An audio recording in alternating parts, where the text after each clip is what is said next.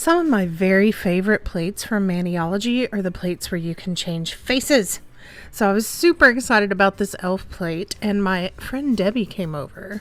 And so we did some cute little elf scene winter North Pole kind of nails on her. It came out so cute. I'm very excited about it.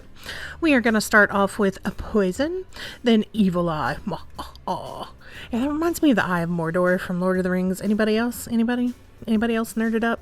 Come on, nerd it up with me. Frozen, I'm sure you're shocked by that at this point in our winter journey. And then what looks like another white, but it is not. It is a very pale gray creme called Luna. Last but not least is Greyjoy, also from Maniology. It's just a little bit darker. Oh, I said last but not least, but I forgot a bottle shot for I Love Nail Polish Shockwave. This is a dark blue that just came out in a kind of special release a couple weeks ago.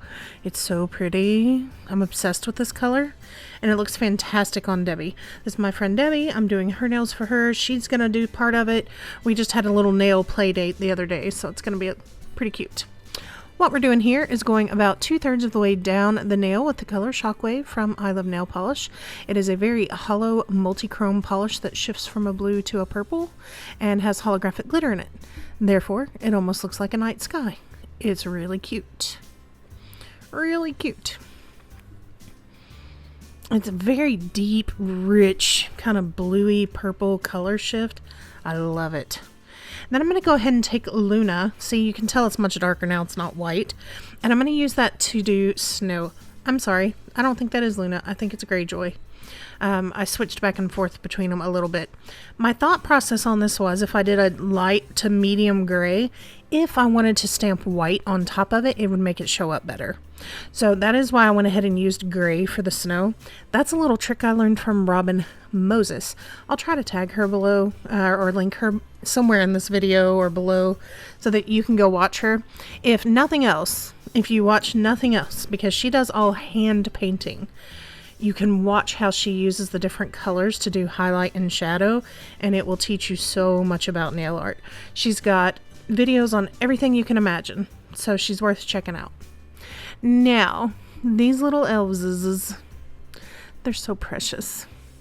And Debbie picked these. She wanted the one on the sled, which I also would have picked, and then the one carrying the little baggie. So we're going to go ahead and stamp those because we are going to reverse stamp them. And this is Debbie doing that first. She is going in and doing the skin tone colors first, and then green for the elf's clothes. I think she did little red booties on him, painted his little belt buckle in his bag, all that good stuff. He's super cute, and she did a really good job on these. When I first met her, Debbie had tried to stamp with a bunch of products off of Wish and had seriously struggled with it. And I even tried them and I was like, yeah, these are not good. So once we actually got her set up with some decent equipment, she's just thriving with it and having a blast. So we actually just let her paint those and, you know, kind of cut a little bit here and there, but super cute. Now, I went in to go ahead and apply these. We also painted a cottage, which I forgot to film, so that was on me. I don't know if it was the temperature in the room or if it was because the heat was on. I don't know. But they dried super duper fast. So I'm wondering now, a lot of the people who use sticky base coats and that kind of stuff, do you live in cold environments? Because it just got cold where I live. And it's like all of a sudden weird things are happening with the stamping. And I do also tend to keep my nail room kind of like the vents are closed in there, so it may just be too cold in that room.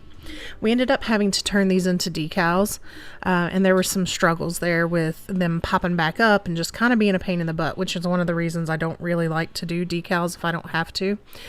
But we did get it to stick back down that way without smearing it, so, you know. Sometimes it's a good thing, sometimes not so much. We had to go back in and trim some things off and heat it up and just kind of try to pin them back down. Really, now that I think about it, we could have just done another top coat and smacked it on and it probably would have been fine. Now, I have not put their faces on yet because I wanted to make sure that those decals stuck down the best that I could. So we did that. let it dry, and then at the very end of everything, we went in and put their little faces on. I also went back through before everything was finished.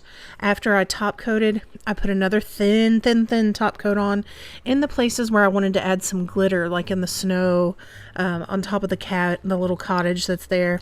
Really love this. I thought it came out adorable overall. I would definitely wear this again. And Debbie wanted a tree on her pinky, so she went ahead and stamped that herself, and then went back in with some dotting tools and added some, I think it was spiced orange and evil eye on top of the tree. Look at the little elf screaming on the sleigh. It is the funniest thing.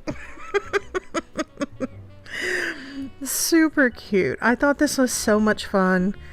This would be cute for anybody, really, but like, you know, teenage girls, a young girl even, they're kind of small, so, well, I don't know if you could actually fit those on a small child's nail, but overall, adorable. I'm dying to know what you think, and if you've tried this plate yet, let me know below. Let me know if you have any beginners tips and tricks you need help with for some upcoming videos, and there should be a video in the upper right hand corner for you to watch. I'd love it if you do that, and if you have any questions, always let me know. Thank you so much for watching. Bye bye.